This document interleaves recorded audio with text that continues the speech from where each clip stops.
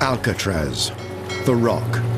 12 barren acres in the middle of San Francisco Bay. In 1934, it seemed a perfect place for an escape-proof prison for America's worst criminals. Alcatraz was America's most notorious top-security prison. Escape attempts were rare. All who had tried were caught, killed, or drowned. This was the state-of-the-art institution of its time, sort of like the Titanic. You know, the Titanic's never going to sink. And I think everybody just figured that nobody's going to escape from Alcatraz.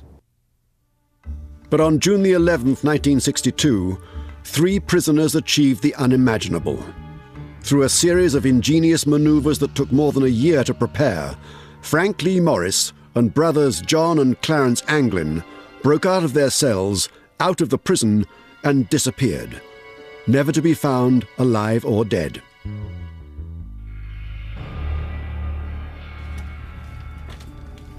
It's still a mystery whether they survived or drowned. Some say they are living.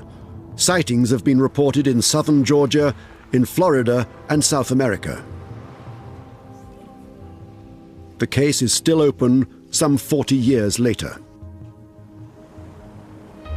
Their story began on August the 11th, 1934, when the old military prison located on Alcatraz Island was reopened as a federal penitentiary.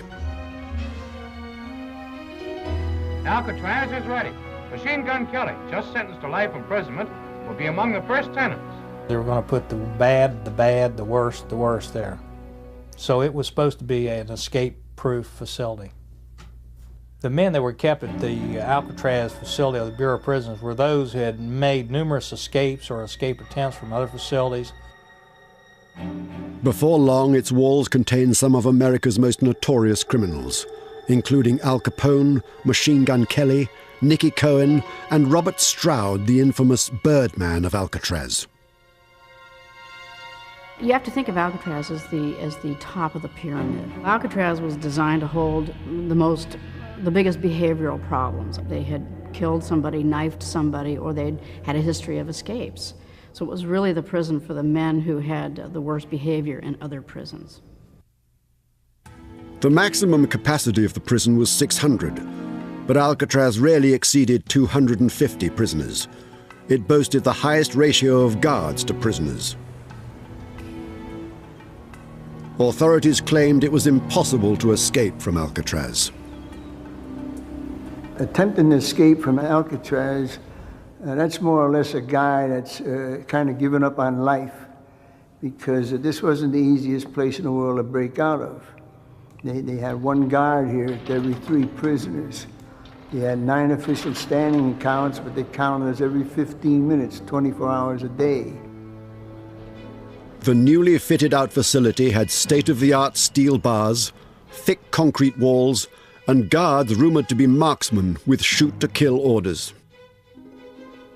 The island was covered with fences, topped with barbed wire. Every day, there were many scheduled and unscheduled body counts and cell inspections. Then there was the bay itself. Alcatraz was an island prison. It's more than a mile to San Francisco.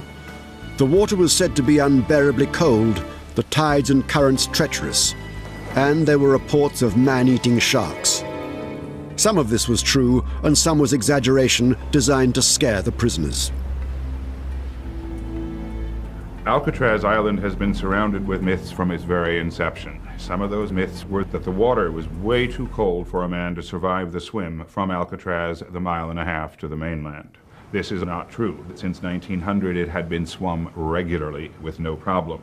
There was also the myth put forth that the guards on Alcatraz were expert sharpshooters. Many of them were not sharpshooters at all. The Bureau of Prisons announced publicly that San Francisco Bay was filled with great white sharks, which of course eat human beings.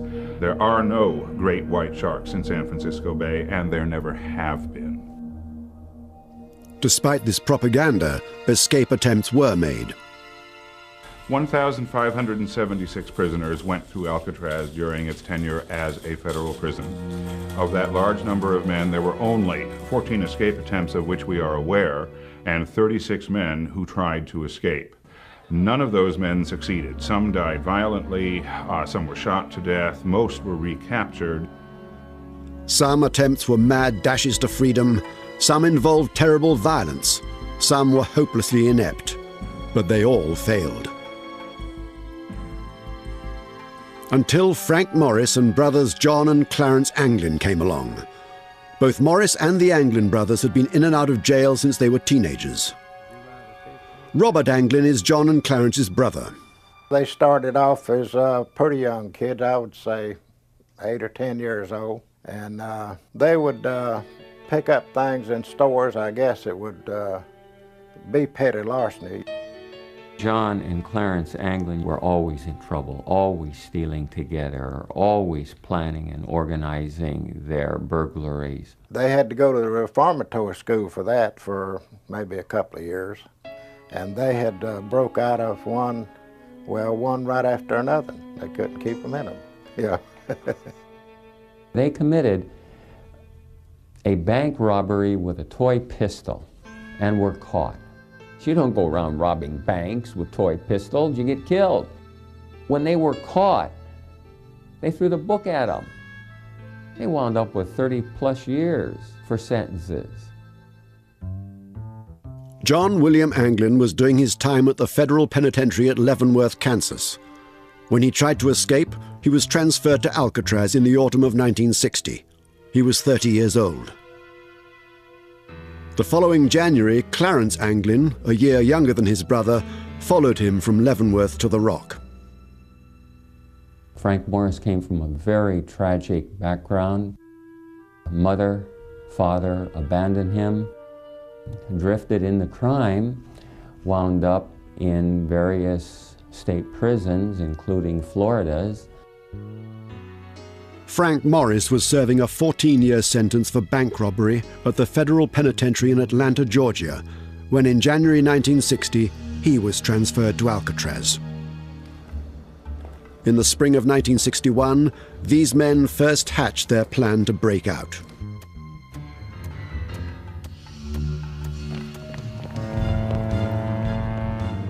But it was more than a year before they made their escape.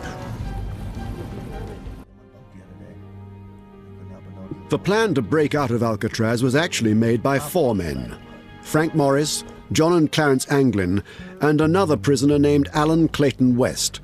West had been in Alcatraz since June 1958 and had spent a lot of time in solitary confinement.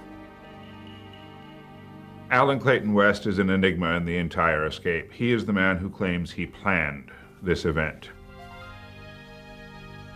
West was the key to the escape. Prisoners at Alcatraz were entitled to food, clothing, shelter, and medical attention. A prison job was a privilege to be earned. West had a job.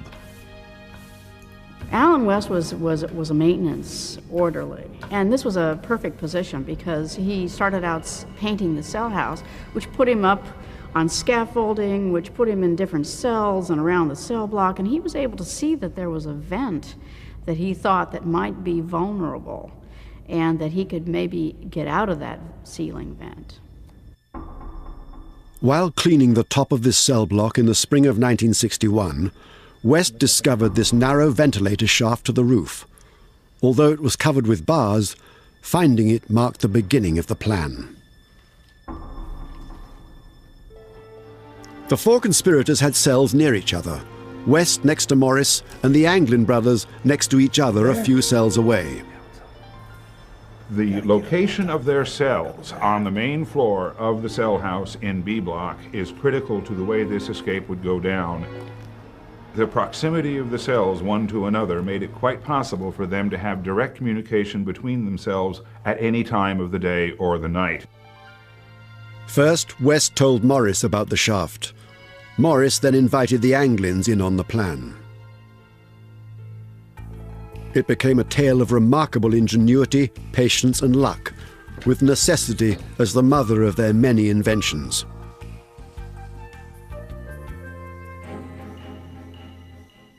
Behind those cells was a rarely used utility corridor filled with a maze of pipes. Once they were in this narrow passageway, it was an easy matter to climb the 3 stories to the top of the cell block. From there, they hoped to escape through the narrow ventilator shaft onto the roof, and from the roof off the cell house and down to the water and off the rock. But first, they had to find a way out of their cells. The only way they could get into the utility corridor, which was behind their cells, was to excavate, that is, make bigger, the vents that already existed in the back of each cell. The vents were only a few inches high and wide. The grills were buried in 8-inch thick concrete. To break through, they started with simple implements, whatever they could lay their hands on. At one point, they even made crude power tools. They also had to conceal the noise of their chipping away at the concrete. One theory is that they worked while other inmates practiced their musical instruments. Every night after dinner, the musicians were allowed to play for approximately an hour and 15 minutes. There were accordions, saxophones, trumpets, guitars. I mean, it was just a cacophony of noise. A former prisoner, Whitey Thompson, provides another explanation. He was on the same cell block as West, Morris and the Anglins, and says ongoing construction in the cell house also had covered the noise they were making. The maintaining guards was knocking out a wall over an A block to make it bigger, to make it into the records office. Them jackhammers, when they're knocking out that wall, I mean, that sound was deafening. And under cover of the same noise, Morris and the England brothers were going through the backs of their cells with these little homemade chipping hammers. Finally, after several months, they were able to squeeze their bodies through. The excavation of the vents in the back of the cells they concealed by making fake vents out of cardboard. These vents were painted with the colors of the cells. So once the men would leave their cells at night, they could conceal their exit with this fake vent. Well, they had to be very careful about leaving their cells. There always had to be one man watching.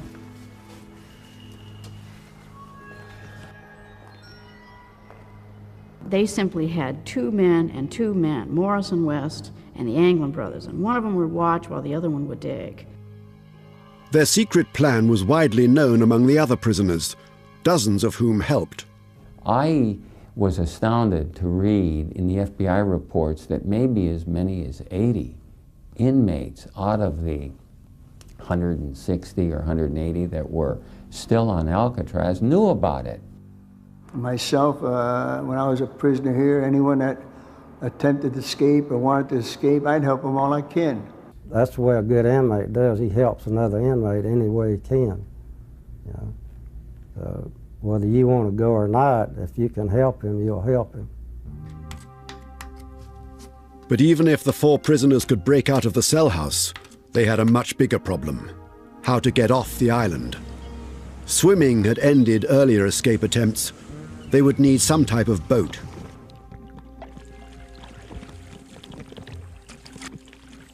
They found the solution in the prison library. In this issue, a popular mechanics magazine still kept in the Alcatraz archives, the men found an article explaining how to construct life jackets and an inflatable raft. They smuggled dozens of raincoats into the cell house and stitched the rubber backing together to make life jackets and a raft. A lot of the help that they received is what you call mule work. People carrying items back and forth from industries or from the dock or from various details, hiding things, passing them on to the next person. So there was quite a bit of that going on. They needed a place to hide these tools and a place to build their raft. Their only choice was on the top of the cell block, in plain sight of one of the guard stations. This challenge led to their most ingenious deception. One of the most controversial aspects of this escape, and this was hidden from the general public until the early 1990s, was the fact that a part of the cell house was blocked off from view by between 40 up to as many as 80 blankets. Alan Clayton West is the one who pulled this stunt, the biggest trick of this entire escape. West convinced the guards that to prevent dust and paint from splattering on the floors below, while he cleaned and painted the top of the cell block, he had to hang blankets. Damn it, West! Of course, the real reason to hang blankets was to conceal their work on the escape. They were able to follow through with their escape because of the incompetence of the security. No question about it. Can you imagine being able to put up blankets on top of a cell house so that no one could see what was going on behind those blankets? Unbelievable. The guards allowed the blankets to hang for more than 2 months. To fool the guards while they worked on top of the cell block, they constructed dummy heads to pass the nightly head counts. These are the actual heads they made, carefully preserved in the prison archives and rarely seen. People wonder, where did they get this material to make a mask? Everything was already in that cell. You take soap, mix it into a paste. You take toilet paper and mix it into mache, mix the concrete dust from the concrete, the dust you accumulate from under your bed, the soap and the toilet paper, combine it all together and you can make a terrific mask. Whitey Thompson provided an essential ingredient. I'm the artist that showed Frank Morris how to mix the color of flesh tone for them dummy heads. To make the heads as realistic as possible, they covered them with human hair. Clarence Anglin was working in the barber shop at this time, and he would leave at the end of the workday, returning to his cell, carrying real human hair in his pockets.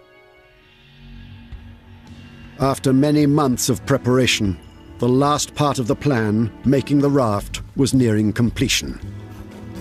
The 4 prisoners were counting the days to their breakout from Alcatraz, the inescapable prison. In early June 1962, gradually, piece by piece, the last tools and parts of the raft were smuggled into the cell block. The time to make their move was near. If you're looking at great escapes, the Alcatraz escape was one of the best. I mean, very ingenious. They used every little tool that they could find. It really was quite a study just to see how they were able to get out of the rock, and just escaping from Alcatraz itself was quite a feat. Completing the raft that would protect them from the icy waters of San Francisco Bay was one of the last hurdles remaining between the prisoners and freedom. The raft measured 14 feet by 6 feet, and it was a very big raft, in other words.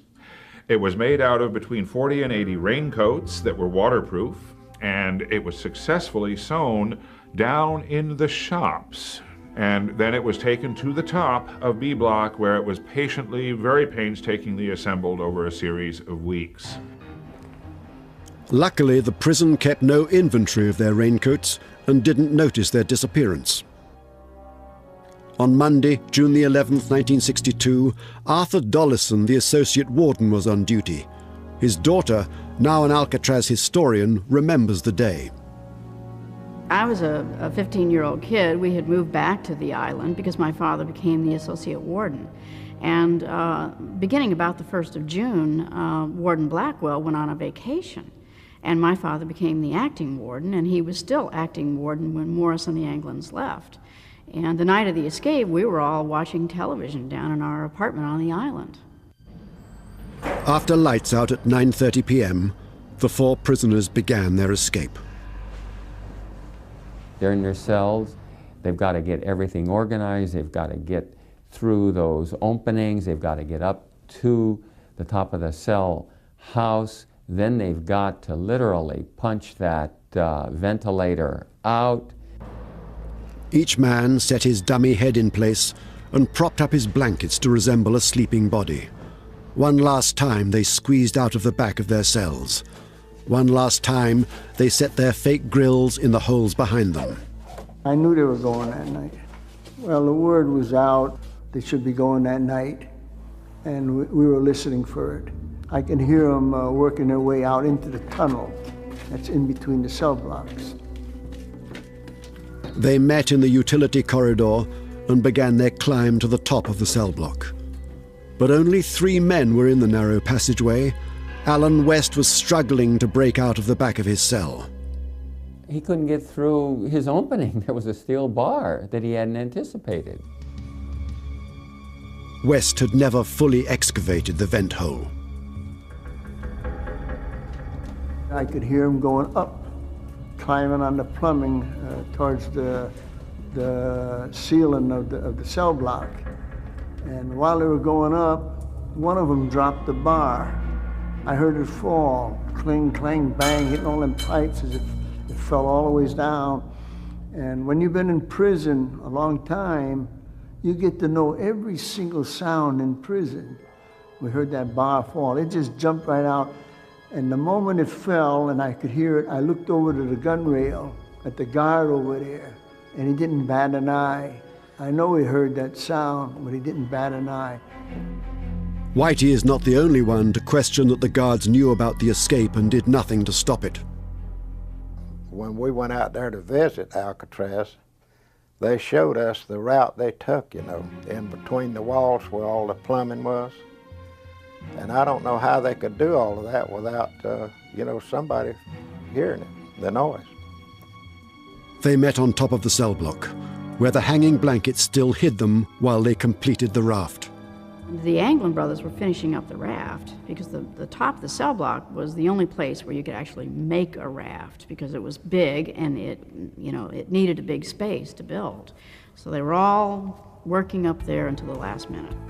Meanwhile, West worked furiously to free himself, but time was running out. Frank Morris and the Anglin brothers couldn't afford to wait. They had to leave West behind.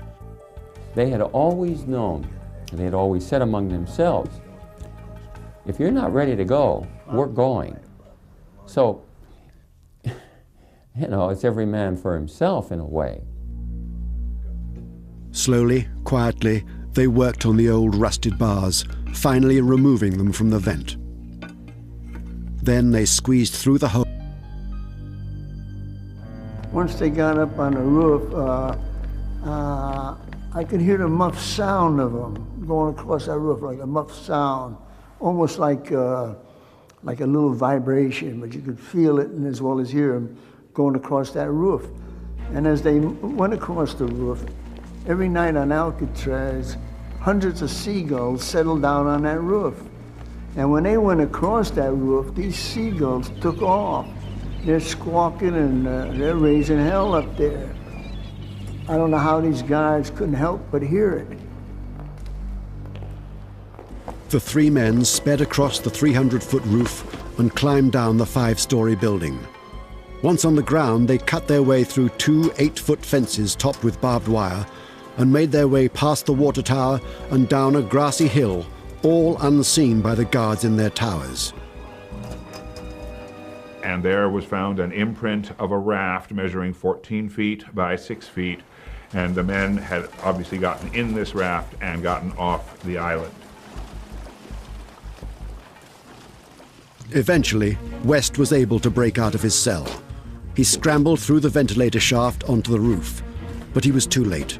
The others had gone. The man who came up with the original escape plan waited on the roof until dawn, when he returned to his cell in despair.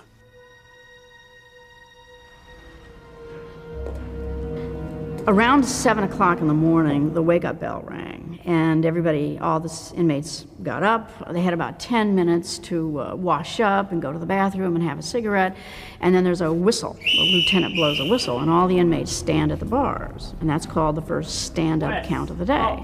Well, obviously, the dummies didn't stand up. Morris! When neither Anglin brother nor Frank Morris stood up in their cells, the guards had to investigate. He stuck his hand in there to push one of their heads to wake him up. Get up! And the head rolled over on the floor. The guard jumped out quite a ways when that head rolled on the floor. Arthur Dollison, acting warden, got the call. His daughter speaks of that morning. There was a phone call that came to my house, and my dad told me later that he reached to the phone with dread because he just had a bad feeling. And when he picked up the phone, they said, "We've got 3 dummies in the cell house." And they meant that literally. He rushed out of the house, and then the next thing that happened is that there was a siren. The alarm could be heard everywhere on Alcatraz Island. Once the acting warden arrived, the investigation began immediately. Because of the hole in the back of West's cell, the questioning began with him. Alan West had to acknowledge that he was part of it because there was this huge opening in the back of his cell. And so, of course, he was brought in, and he appeared to cooperate. I mean, there was nothing else he could do.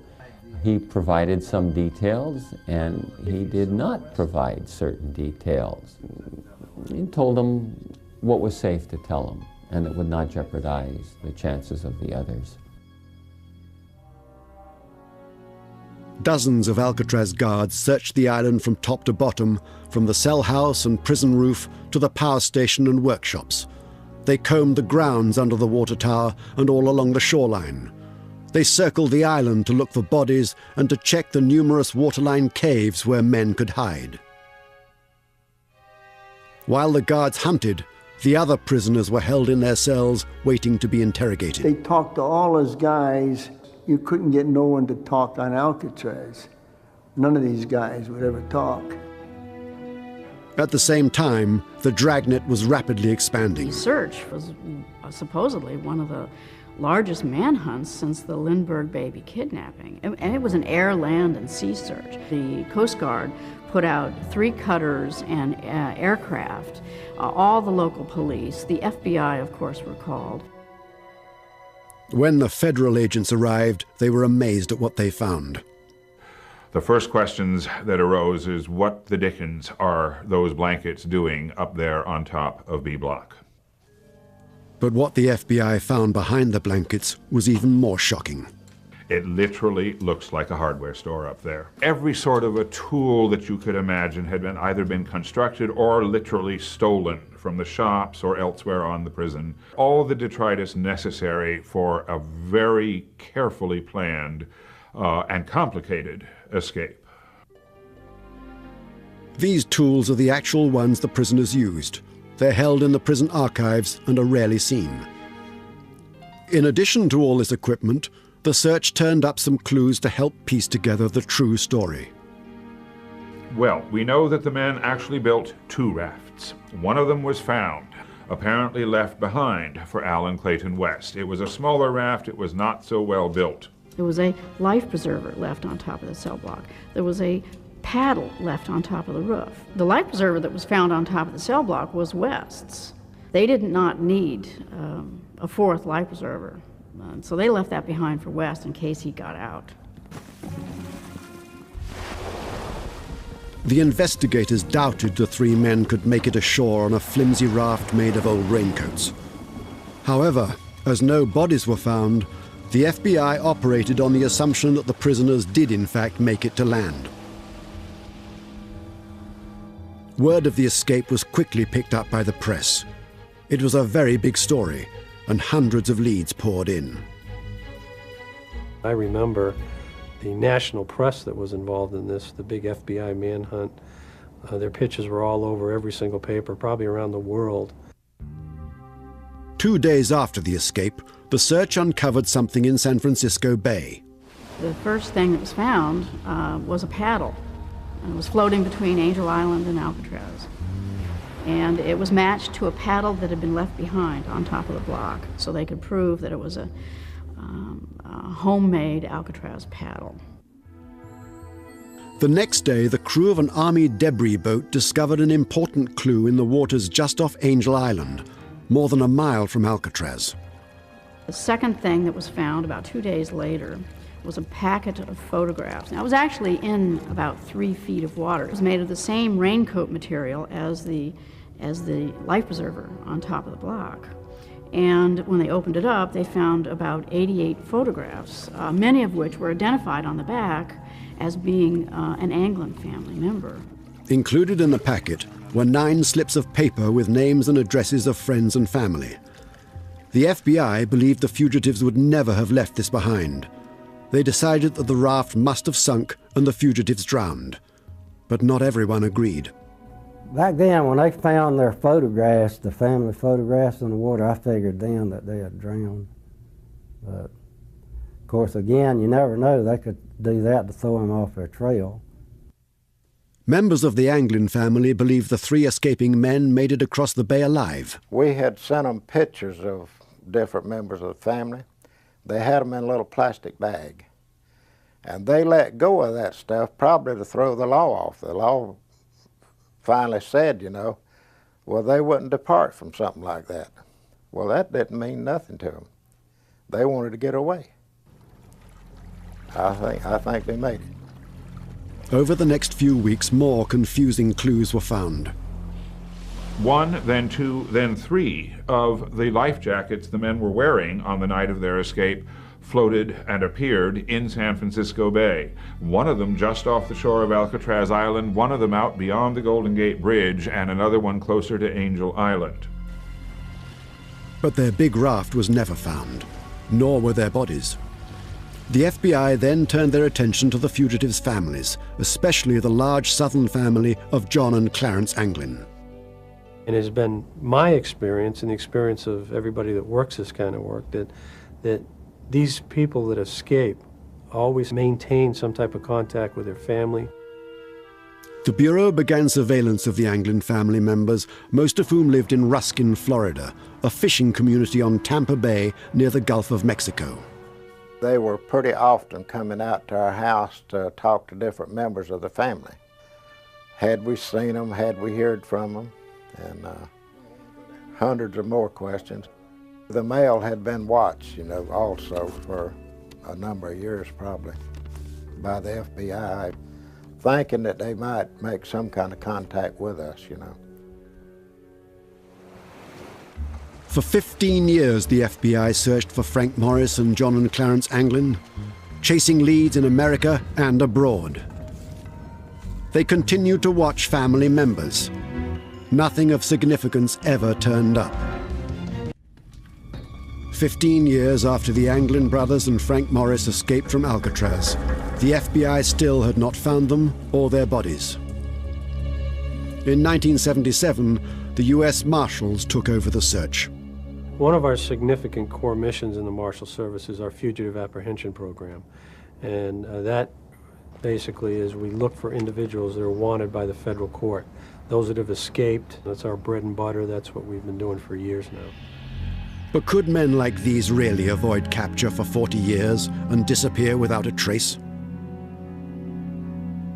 Frank Morris and the Anglin brothers had such a criminal history going back to their childhood, and many, many escapes and escape attempts. They got in and out of trouble of all kinds of reasons during their entire lives. So the question has always arisen in my mind, could these 3 individuals get away and stay out of trouble for all these many years since then? Once you escape from Alcatraz, you go underground, and that's it for the rest of your life. You simply become part of the woodwork. You're ordinary. Sightings of the fugitives and leads to their whereabouts trickle in to this day. A lot of phone calls, a lot of leads. Some were good and some were the typical one where I just saw somebody who looks like him in a 7-Eleven, or I saw somebody passing me by in a vehicle. But there were a couple, 2 or 3 real good ones that we ended up following up. This mystery has hung around for 38 years. And people being as they are, they cheer for the underdog, and I'm sure a lot of people think, are wishing and hoping that they did make it out. And we're just wishing and hoping that we will find the answer to that question. Many believe the raft deflated and the convicts had to swim for their lives. They were old, Navy issue raincoats. I have to think that the raft started to break up almost immediately, and they started to sink, and they were forced to put on their life jackets, and they were fighting cold, cold water with all of their clothes on. The government's position is that the escaping prisoners probably drowned in the bay, but others argue they have no hard evidence of this. The Bureau of Prisons, to this day, will tell you that they drowned. But there's no proof that they drowned. Police officers will admit that anytime there's a drowning, those corpses usually wind up on the shores. For 3 to not wash up anywhere tells me they definitely made it. My belief is that somebody was waiting out in the water in a boat, and I believe that they made their escape that way. The raft was never found, and I would go back to the fact that the raft having never been found, along with no bodies been found, that raft was taken on the boat that met them and picked them up. This theory maintains that a boat was arranged by another prisoner at Alcatraz, a former mob boss from Harlem, Ellsworth Bumpy Johnson.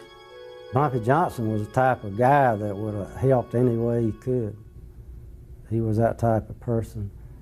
He was anti-police, anti-establishment. Bumpy Johnson had connections.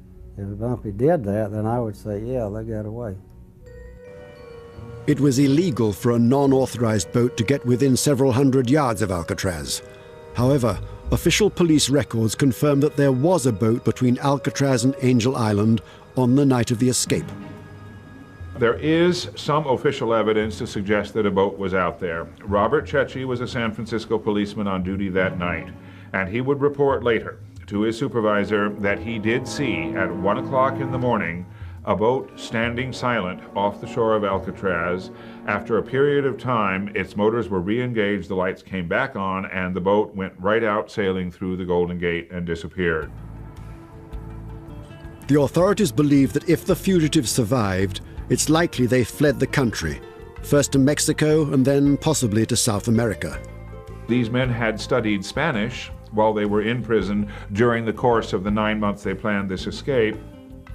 The men did plan from the very beginning to escape down to South America, where they figured they would be fairly secure from discovery. A search of Alan West's cell turned up a map of Mexico torn out of a road atlas. The question has been asked many times about just where did these 3 individuals go after they escaped. Brazil would be one of those countries that you could go to and there's no extradition. A lot of criminals who have gone to Brazil to escape American authorities in the past. The marshals had good reason to suspect that this is exactly what Morris and the Anglins did. Another individual out in Texas came up with information that her grandfather had pointed out to her one of the individuals who had escaped successfully from Alcatraz and was looking for paperwork to get out into a foreign country. One of the most promising leads involved a former friend of the Anglin brothers who reported seeing them in Brazil in 1975. Art Roderick was directly involved in the investigation and interviewed the informant himself. This one seemed to be pretty good based on the fact that he had known them previously and wasn't just identifying them off, the pictures that we had. So those are always the best leads, friends or family members. There was a lead that was chased down in Brazil. We were told again by a tipster that they had in fact seen these individuals at a bar in Brazil. We pursued that to the point where a deputy did in fact go to Brazil and find this bar and did some interviews down there without any results. In 1989, a promising lead started one of the most peculiar escapades in the continuing manhunt. The informant was a woman the authorities called Kathy. There were anonymous tips called in, and one of those was forwarded to our office here in Tallahassee. It was with a description of where a house and a trailer located outside of Marianna, Florida, was located. That there were 2 people living there that was believed to be Anglin and possibly Frank Morris. Marianna is in northern Florida, near the Georgia and Alabama state lines. For several weeks, U.S. Marshal Mac McClendon drove around back roads hunting for the fugitives. That lead led us through half the county, and we did not find the place we were looking for. The individual who provided these anonymous tips had knowledge that most people would not know unless they were familiar with the case, familiar with the Anglin brothers. In spite of all the tip-offs and searching, they have never found the fugitives. Some cite a great deal of circumstantial evidence suggesting the fugitives survived. Over the years, the Anglin family has received numerous unexplained letters and postcards, especially at birthdays and holidays. And every Mother's Day until her death, John and Clarence's mother received flowers from an anonymous source. There have been other incidences, mysterious telephone calls that have persisted from 1962 all the way to this very day. And then there's the story of the funerals of the Anglin parents. These may just be rumors, but they're widely told and believed. In 1973, their mother died. We know that at the funeral for Rachel Anglin, the mother of the two Anglin brothers, we know the FBI was there attending this service, and we know that two tall women, unusual looking and very tall, showed up. They were in long dresses, heavy makeup, said not a word to anyone, and disappeared long before any of the FBI agents who were there at this same service could question them. If Frank Morris and the Anglin brothers were still alive today, what would they look like?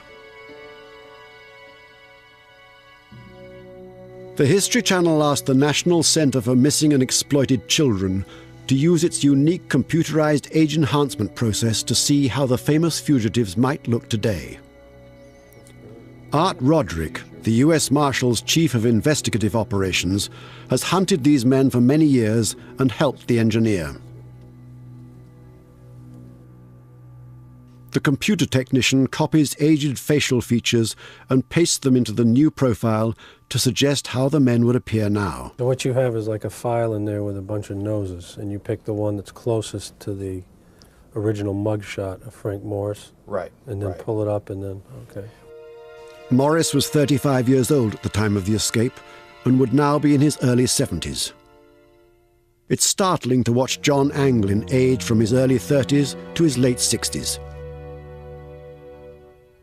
Clarence Anglin's image goes through a similar transformation. This is what he might look like if he was still alive today. Hopefully, this will assist you guys in your efforts to try to locate these three escapees. Looks fantastic. It'll definitely generate some phone calls.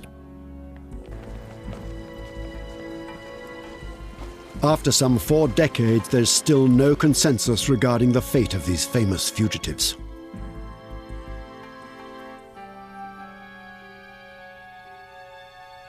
It's difficult to speculate, and I hate to say that they didn't make it, because as soon as I say that, sure enough, they'll turn up a week later. But more than likely, I don't think they made it out of the water, so to the other side. For those people who insist they drown, I respond by saying they haven't done their homework. They don't know what these boys were really like. They were not going to drown. Personally, I think their bones are still out in that bay. I'd love to sit here and tell you that they made it. I knew these guys. I'd love to tell you that, but if I did, I'd be lying to you. Only months after their 1962 escape, Attorney General Robert Kennedy announced the closure of the prison on Alcatraz Island. The remaining inmates were transferred to other institutions.